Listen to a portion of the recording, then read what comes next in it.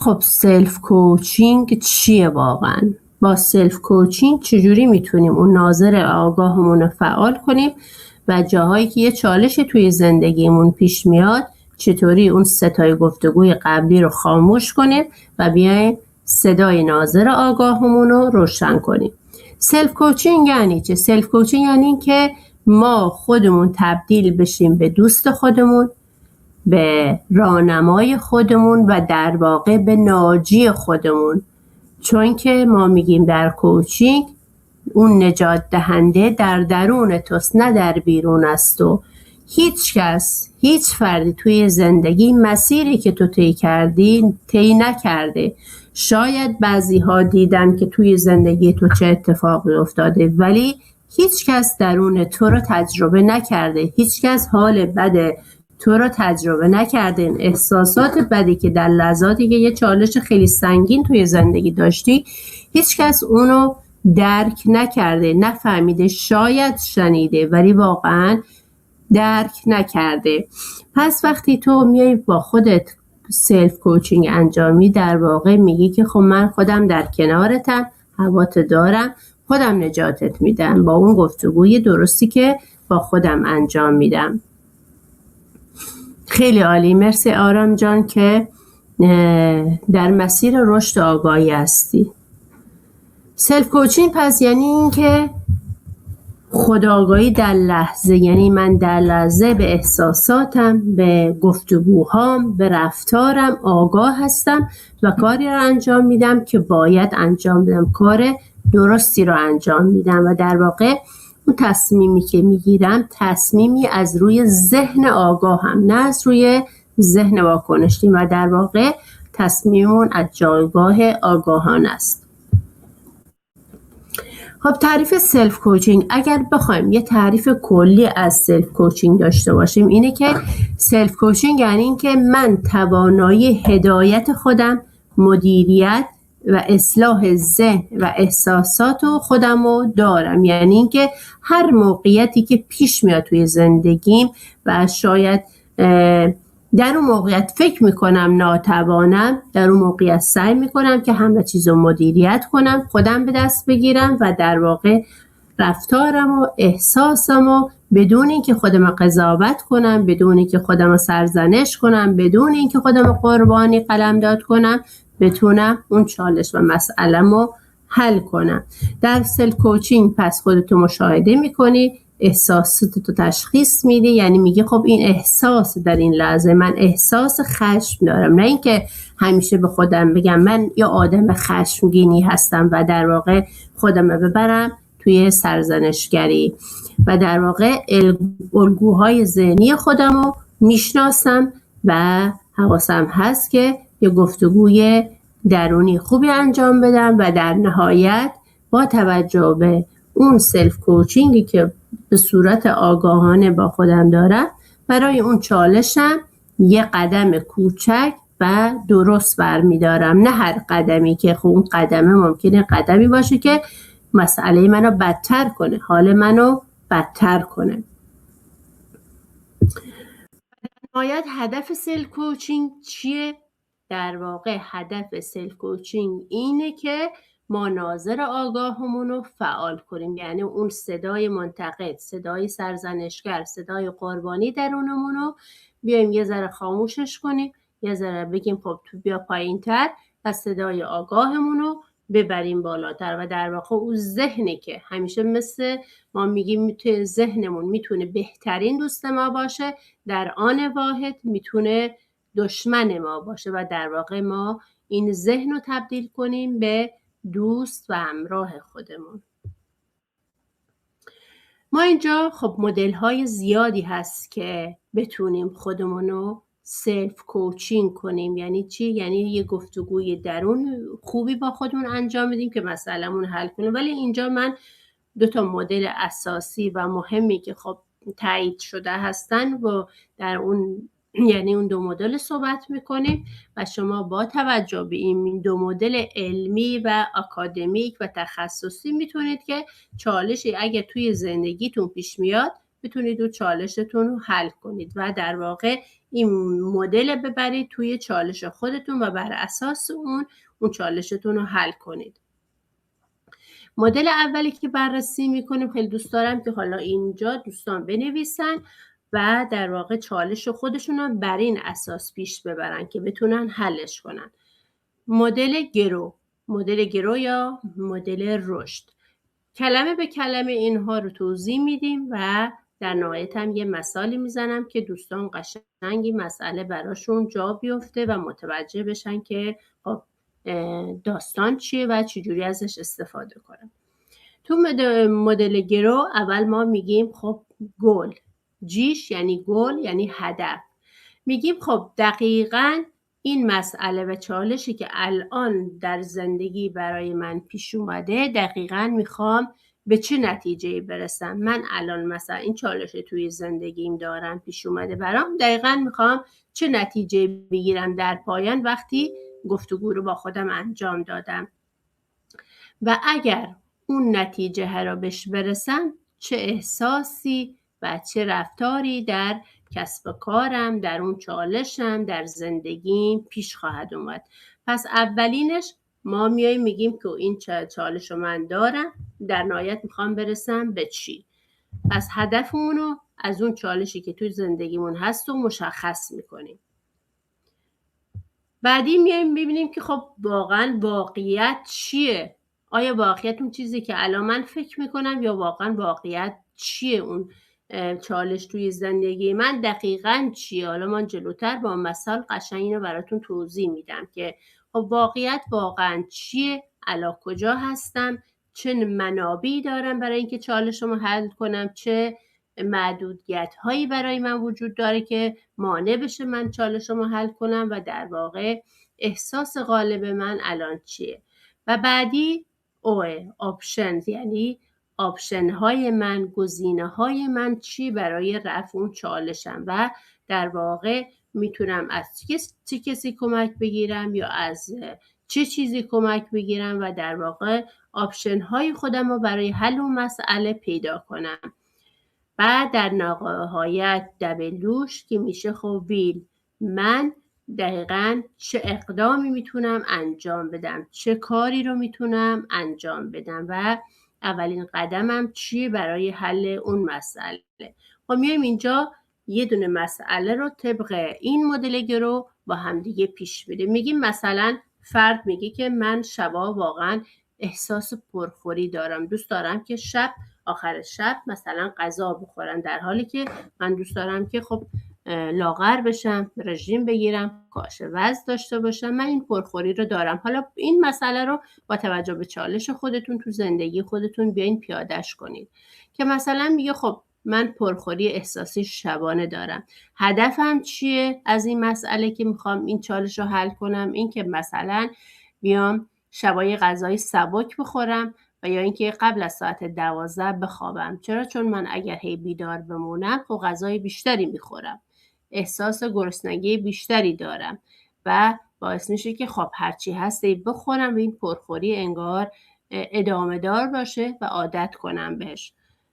خب واقعیت چیه؟ وقتی فکر میکنم که این پرخوری از کجا نشأت میگیره، میبینم که وقتی من استرس دارم، یه فشاری رومه، من میام یه غذا میخورم و باعث میشه بعدش هم من دیرتر بخوابم، مثلا ساعت 1 شب بخوابم.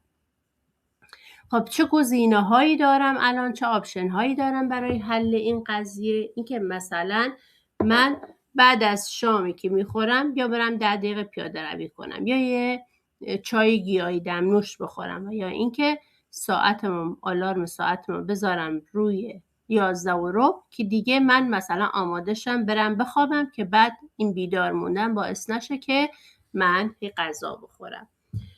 و اقدامم چیه؟ ویلم چیه؟ بیام از امشب اون اقدام برای خودم تعریف کنم که مثلا من ساعتمو بذارم 11:10 دقیقه و اگر وسوسه شدم که یه غذایی یه چیزی بخورم، این پرخوری بیشتر و بیشتر بشه، بیام یه 5 تا نفس عمیق بکشم و بیام برم یه لیوان آب بخورم که آیا با اون خوردن آب میبینم که آیا این گرسنگی من یه گرسنگیه که از روی هوس، از روی یه واقعا اینکه بیدارم میخوام بخورم، از روی اون استرس هست، یا اینکه نه واقعا گرسنمه. میگن حالا مثلا آدم آب بخوره معمولا اون گرسنگیش، اون نیاز واقعیش مشخص میشه که گرسنه است، یا اینکه واقعا چون بیداره دوست داره احساس میکنه که گرسنه شه. خب دوستان تا اینجا سوالی، کامنتی اگر داری خیلی دوست دارم از شما بشنوم. بله مرسی دوستان. پس گفتیم که خب مدل گرو اوکی. پس میگیم مدل گرو ما بر اساس جیش هدفمون رو مشخص میکنیم که اون چالشمون در نهایت میخوایم به چی برسیم. آرش میایم واقعیت قضیه رو میبینیم، اوش آپشن هامون رو بررسی میکنیم و دبلیو ویلش میایم چیکار میکنیم؟ میایم یه اقدام کوچکی برای این چالشمون برمیداریم. حالا میایم مدل ABCDE رو بررسی میکنیم که خب بر اساس مدل ABCDE ما چطور چالشمون رو حل کنیم. بچه این مدل ها مدل هایی هستن که تکنیکالن، علمیان، تخصصیان و از بهترین مدل هایی هستن که برای حل چالشامون میتونیم استفاده کنیم.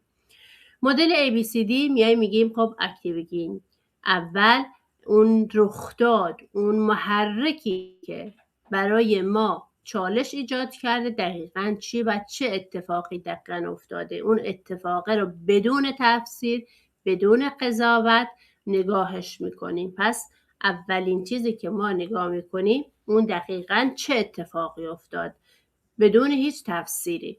اگر مثلا دوست ما جواب تلفن ما رو نداد، دقیقاً میگیم جواب تلفنمون رو نداد بدون اینکه قضاوتش کنیم یا خودمون قضاوت کنیم. حالا در پایان باز اینو با یه مثال براتون کاملا شفاف میکنم. بی میایم میگیم خب بیلیف، باورمون چیه، فکرمون چیه در اون لحظه وقتی این چالشه به وجود اومد، چه باوری در من ایجاد شد، چه باوری توی ذهن من روشن شد و ذهن منو درگیر کرد.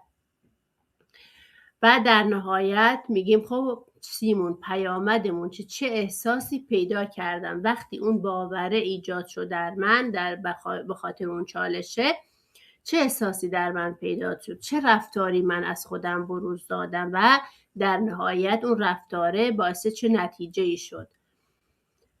و در واقع بعدش میایم دیزاین، باز طراحیش میکنیم اون مسئله رو، شواهد مخالف اون چیزی که فکر میکنیم، اون چیزی که احساس کردیم و میایم یه شواهدی خلاف اون برای خودمون میاریم، در واقع باز طراحیش میکنیم و میایم جایگزین میذاریم که اون چیزی که ما الان فکر میکنیم شاید یه جور دیگه هم باشه. به قول ما کوچا از یه زاویه دیگه نگاهش میکنیم و اگر مثلا من یه دوست مهربونی برای خودم بودم، واقعا چه تفسیری از این مسئله میکردم، نه اون صدای منتقد درون یا از نگاه قربانی درون نگاهش میکردم.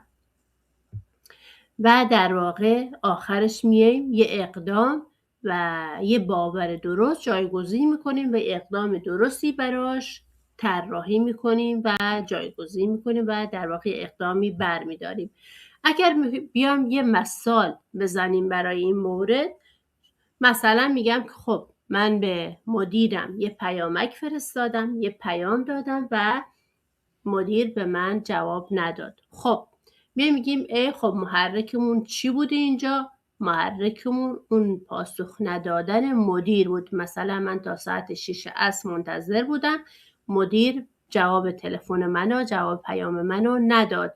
ممکنه مثلا دوستم بود، ممکنه همسرم باشه، در اون لحظه من یه پیام بدم بهش یا زنگ بزنم و جواب بهش ندم.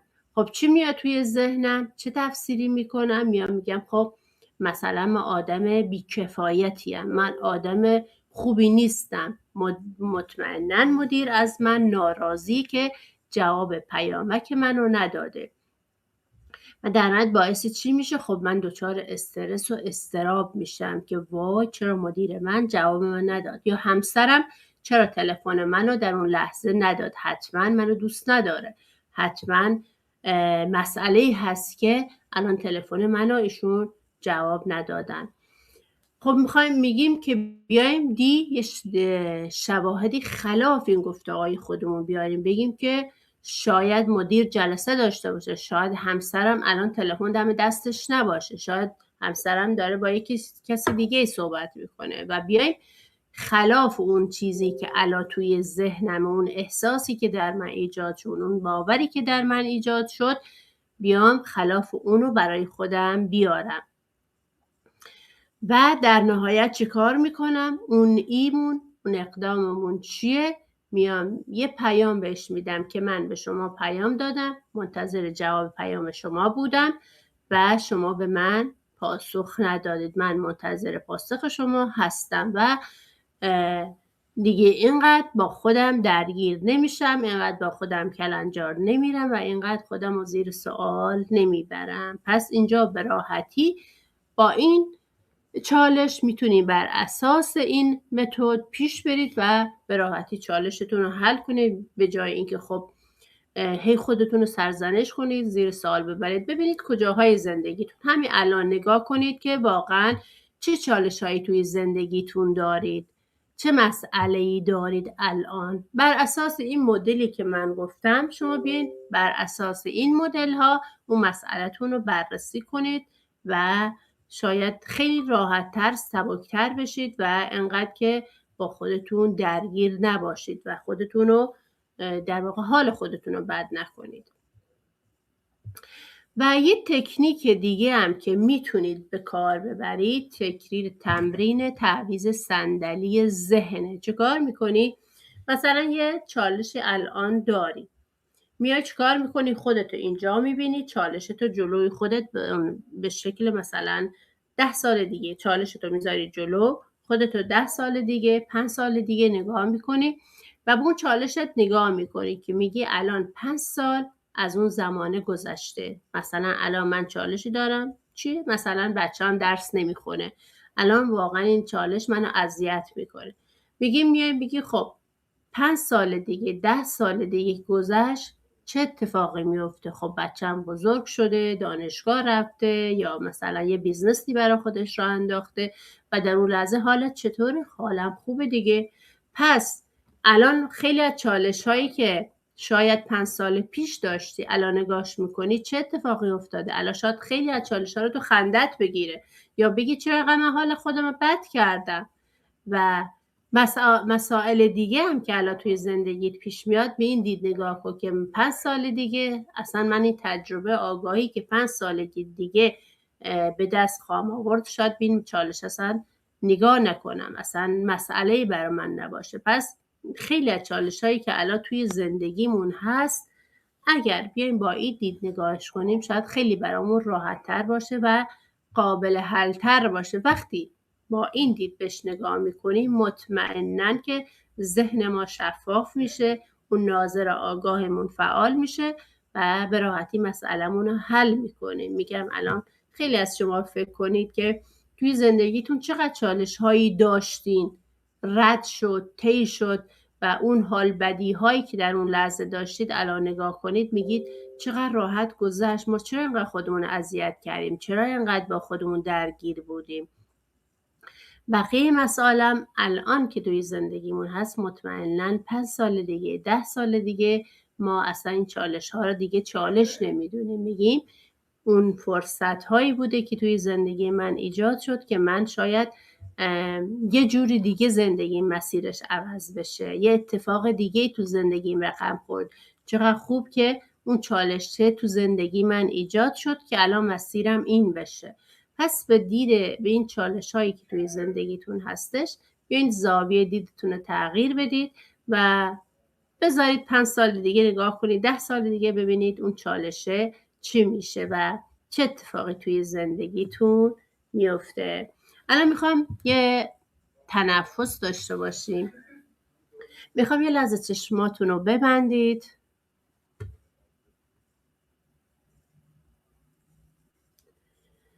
چهار شماره نفستون رو وارد هوای دم و وارد بدنتون کنید.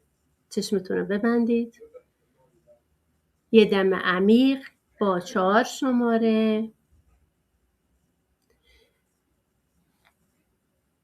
4 شماره نفستون رو حبس کنید و 6 شماره یه بازدم داشته باشید.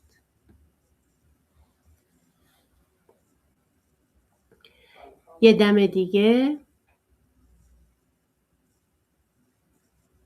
یه حبس و یه بازدم عمیق‌تر. دوباره 4 شماره هوا رو وارد بدنتون کنید. 4 شماره حبسش کنید و 4 شماره بازدم.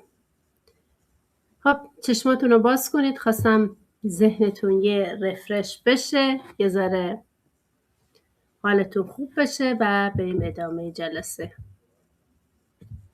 بچه حالتون چطوره؟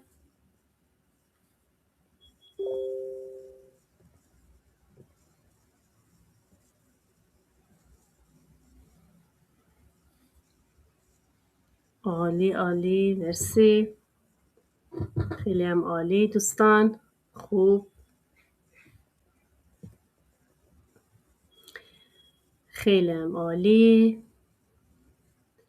خب دوستانی که جدید اضافه شده بودند و ابتدای گفتگو همراه ما نبودن، خیلی دوست دارم بگم بدونم که از کدوم شهرها به جمع ما اضافه شدن. بعضی از دوستان ما الان اسامیشون رو میبینم: هانا، خانم اسفندیاری، اصغر، خانم موحد، آقای رشیدی.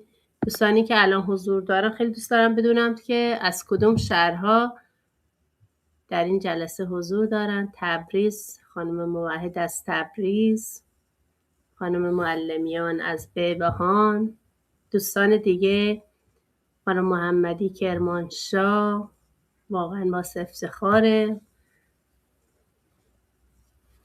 دوستان دیگه هانا، اهواز، خانم اسفندیاری اهواز، دوستان دیگه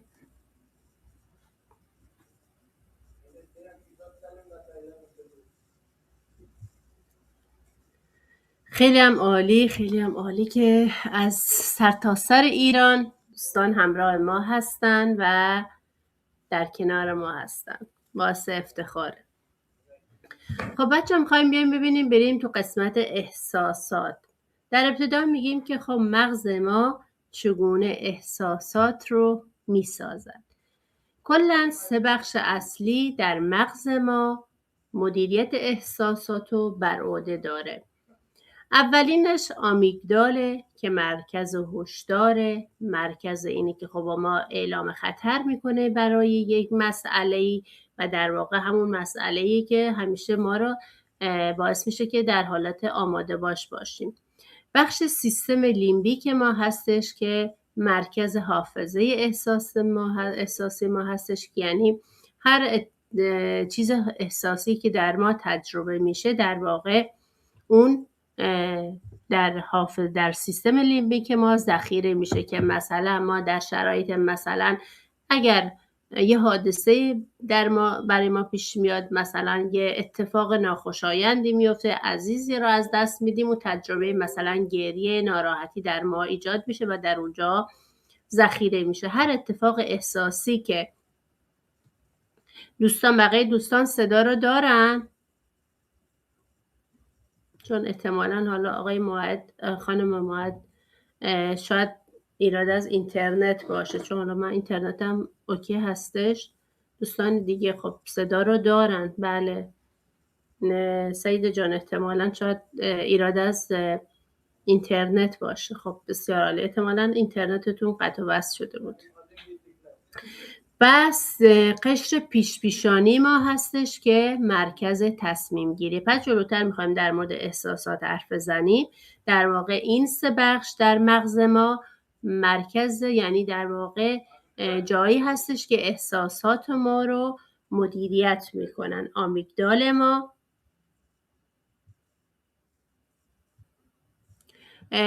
در مورد احساسات میگه مغز ما چگونه احساسات ما رو میسازه.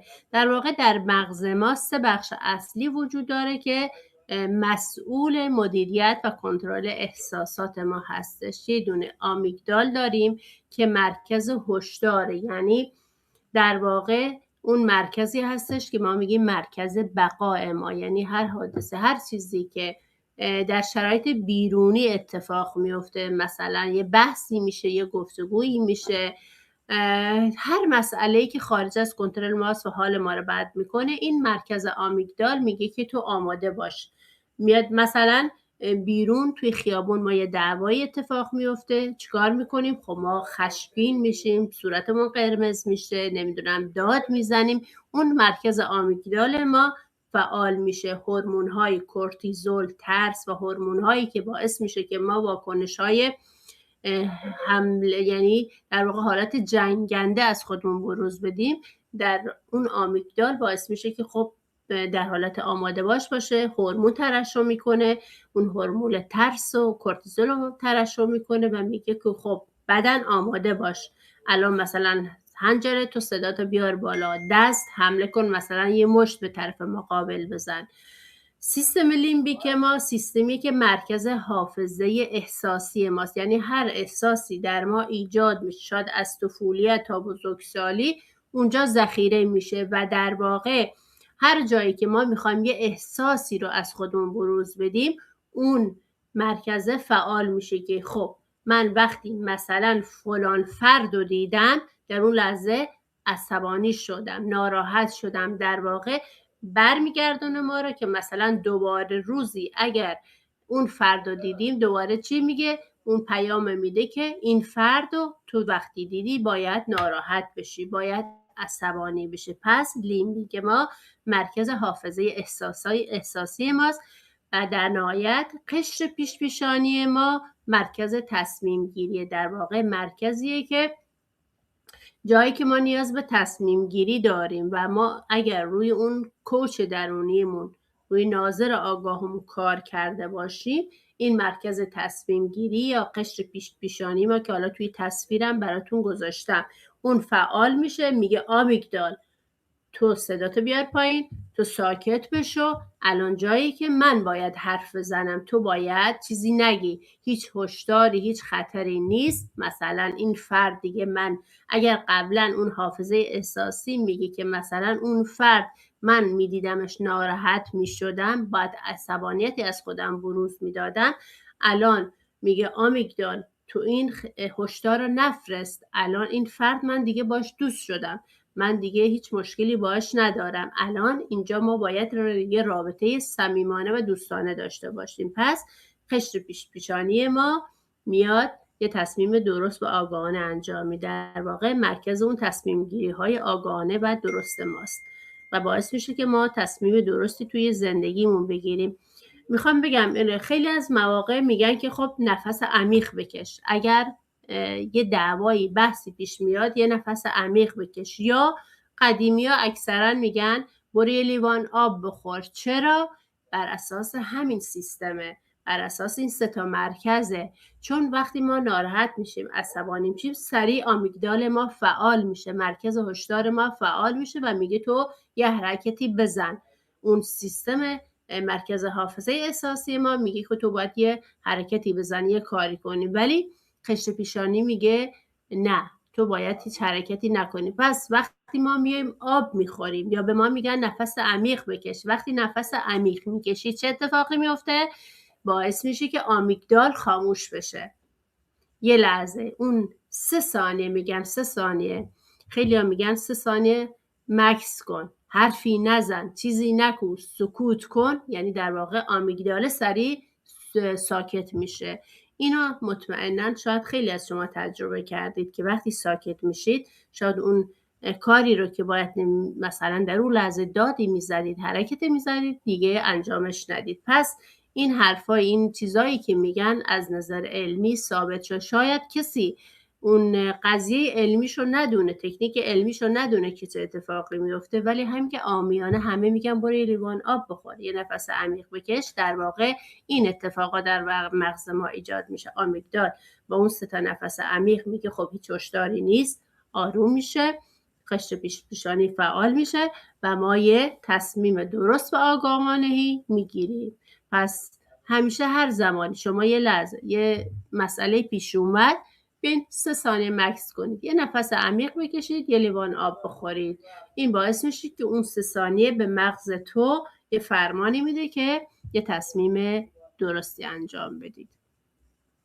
میخوایم بیایم 7 گام مدیریت احساسات در سلف کوچینگ توضیح بدیم که ما چطور میتونیم بر اساس سلف کوچینگ اون احساسات خودمون رو توی زندگی، احساس خشممون، ناراحتیمون، عصبانیتمون رو بتونیم مدیریت کنیم، کنترل کنیم. اولین گامش توقف آگاهانه است، همونی که به شما گفتم. چند لحظه نفسمون رو حبس کنیم یا بریم یه لیوان آب بخوریم، در واقع بهش میگن مکث آگاهانه. اگر یه چالشی داشت، یه مسئله‌ای داشتی، عصبانی شدی، ناراحت شدی، یه حرفی رو میخواستی بزنی که بعدها نمیخوای پشیمونی ایجاد بشه، مکث کن، سکوت کن، یه لیوان آب بخور، از اون محیط خارج شو. پس اولین کاری که باید انجام بدی توی مدیریت احساست، مکث کن. اگر کسی هستی یا کسی رو میشناسی که در زندگیش خیلی سریع واکنش نشون میده، فقط بهش بگو اصلا کلمه رو بذار جلوی چشمت، مکث. اصلا یه به قول معروف میگن یه ذکر برای خودت کن، به جایی که میگه الله اکبر، بسم الله یا مثلا چیزای دیگه، بیا بنویسی مکث. هر لحظه که عصبانی شده یه حرفی رو میخواستی بزنی که بعدها خیلی برات پیش اومده، میگی که کاش نمیگفتم، کاش اون حرکتا رو نمیزدم، این کلمه مکث برای خودت بنویس، جلوی مثلا روی یخچالت بزن، جلوی لپتاپت بزن، روی دستت بنویس، رو گوشیت بزن، که باعث بشه همیشه بهت یادآوری کنه که تو یه لحظه مکث کن، یه لحظه سکوت کن تا یه کاری نکنی که بعدها پشیمون بشی. گام دوم، مشاهده بدون قضاوت، یعنی هر اتفاقی توی زندگیت میفته بگو که من الان مثلا دارم اینو تجربه میکنم، الان خشم دارم تجربه میکنم، و در واقع نگی که آدم خشمگینی هستم، یعنی من همیشه آدم خشمگینم، نه، الان در این لحظه این چالش پیش اومده و من خشمگینم، باید نگاه کنم که چجوری میتونم چالشمو حل کنم، و در واقع اون صدای منتقد درونت یا قربانی درونت رو روشن نکن و بگو حالا دارم تجربهش میکنم و حل میشه. و گام بعد این که پذیرش، اجازه بده که این حس بیاد بره، ولی بتونی کنترلش کنی، با کنترل اونو پیش ببری. خب آدم یه مسئله توی زندگیش پیش میاد، مثلا یه حرفی رو باید دیگران قبول کنن، ازش نمیکنن، واقعا ناراحت میشه و اینو بپذیر که خب من واقعا این حس رو باید داشته باشم، واقعا باید ناراحت بشم، اون کاری که مثلا فلانی کرد و باید واقعا ناراحت بشم، ولی بتونم خودم رو کنترل کنم، اون حسم رو بپذیرم که الان من واقعا باید ناراحت میشدم، ولی باید یاد بگیرم که مدیریتش کنم. گام ششم این که بیایم یه تصمیم آگاهانه بگیریم، یه پرسش کلیدی و طلایی از خودم بپرسم که اگر بخوام این کارو با عشق انجام بدم، مهربانانه انجام بدم، الان چه کاری میکردم واقعا؟ خب من اگر مثلا این چالش هست، به جایی که داد بزنم، اگر با عشق نگاه کنم، میگم خب من ممکنه یه کار رو انجام بدم که بعداً یه مشکلی برای خودم پیش میاد در نهایت. پس بیام با عشق با خودم بگم که اگر این کار انجام بدم، چه کاری رو میتونستم انجام بدم که چالش بعداً برام پررنگ‌تر نشه. و گام هفتم، یه اقدام کوچک و نجات بخش برای خودم بردارم که حالا یه قدم کوچک ممکنه مثلا آب خوردن باشه، ممکنه که برم فکر کنم، ممکنه که مثلا یه کاری انجام بدم که قضیه رو بدتر نکنه. و در نهایت میگیم چرا به سلف کوچینگ ما نیاز داریم؟ با این میگیم که خب میتونیم که ناراحتی ها، نگرانی ها و چالش هایی که توی زندگیم پیش میاد و بدون استرس، بدون هیچ مسئله‌ای من بتونم به راحتی حلش کنم و در واقع خودم رو بدون قضاوت، مهربانانه و بی‌طرفانه ببینم، بشنوم و پذیرا باشم. خب دوستان تا اینجا سوالی، چیزی، مسئله‌ای؟ دوستان عزیز،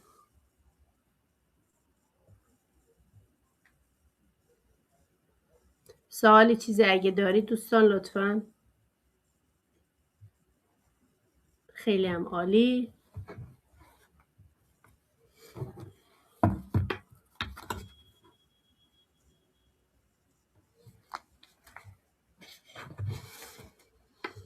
گام 4 و 5.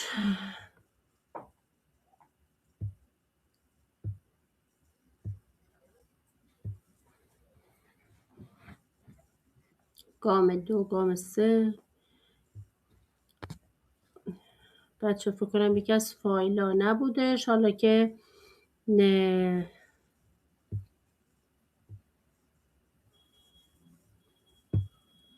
فکر کنم یکی از فایل‌ها رو بچه ها جا گذاشتم، اینجا وارد نشده. گام توقف بود، مشاهده بود. گام 3 پذیرش بود.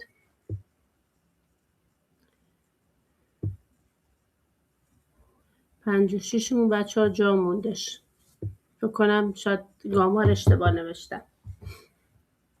خب ما میخوایم بیاییم بر اساس این سلف کوچینگ و مدیریت احساساتمون بیایم یه هویت جدیدی از خودمون طراحی کنیم. میخوایم بیایم هویت جدیدمون رو بچه‌ها به نظرتون هویت چیه؟ حالا اینو بذارم عقب. میخوایم ببینیم هویت چیه؟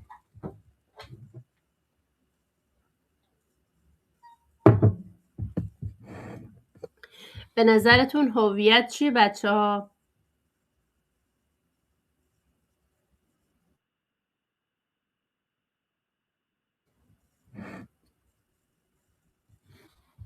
بله، درسته، تصویری که از خودمون داریم. در واقع هویت اون چیزیه که ما میسازیم بر اساس رفتارمون، بر اساس افکارمون، بر اساس احساساتمون. اون چیزیه که ما واقعا اول خودمون باورش داریم و میسازیم و اون هویت رو به جهان هستی ارائه میدیم.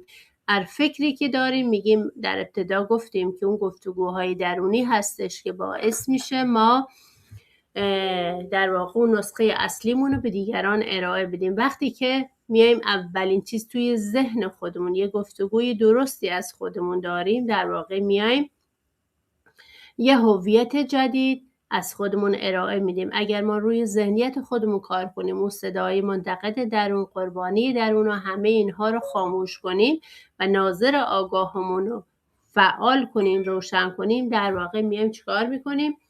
یه هویت جدیدی از خودمون ارائه میدیم و در واقع هویت همون باورهامون هستش، داستانهای زندگیمون هستش و اون ارزشها، نیازها و در واقع اون چیزی هستش که ما به دیگران ارائه میدیم. در واقع نسخه هستش که از خودمون به جهان هستی ارائه میدیم. اگر میخوایم شاید با افکار خودمون، با ذهنیت خودمون الان مشکل داریم، فکر میکنیم با تغییر کنه، اگر میخوایم یه هویت جدیدی از خودمون ارائه بدیم، باید روی همینها کار کنیم.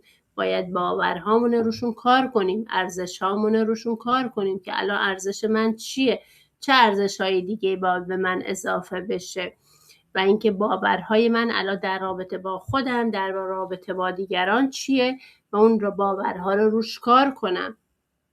شاید جاهای نیاز به اصلاح داره، تغییر داره و همچنین احساساتی که از خودم بروز میدم بیام مدیریتشون کنم. اون ذهن در واقع بیام اون بخش آمیگدال خودم خاموش کنم، بخش فوق پیشانی خودم فعال کنم و در واقع یه هویت جدیدی از خودم ارائه بدم.